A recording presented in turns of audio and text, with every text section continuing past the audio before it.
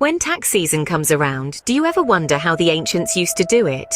Or how our ancestors reacted to the idea of giving up a part of their hard-earned resources? Well, the history of taxation is as old as the history of civilization itself. In this video, we take a quick journey through time, tracing the origins of taxation. In the cradle of civilization, ancient Mesopotamia, taxation began in the form of a simple system not unlike a barter system. People paid taxes in goods and labor. This was during the reign of Sargon of Akkad, around 4,000 years ago. Moving on to ancient Egypt, around 3,000 years ago. Taxes weren't just about money, they were a matter of life and death. The pharaohs imposed a labor tax to build their monumental pyramids and temples. Failure to pay could result in severe punishment or even death.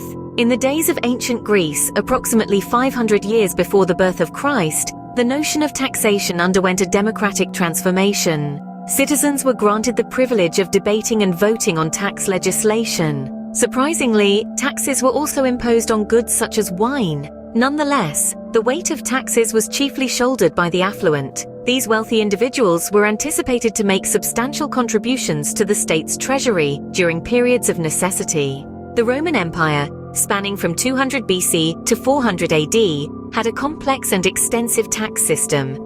Taxes were collected on everything from sales and inheritance to the use of roads and public facilities. Back then, already, tax evasion was considered a serious crime, leading to harsh penalties. Fast forward to the Middle Ages in Europe. The feudal system led to the imposition of various taxes on serfs by their feudal lords. This period also witnessed several tax revolts, such as the Peasants' Revolt in England in the 14th century, ignited by the imposition of poll tax. From the Middle Ages, let's shift focus to England during the 17th and 18th centuries. Here, a peculiar form of property tax emerged, famously known as the window tax. Introduced in the year 1696, this tax was based on the number of windows in a house. The rationale: more windows, more wealth.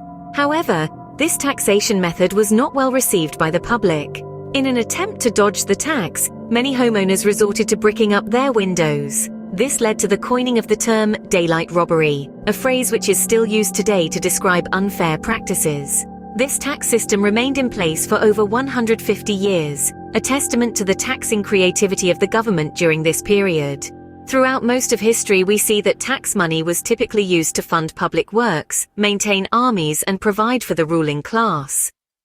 People's responses to taxation varied, ranging from acceptance as a necessary burden to outright revolt.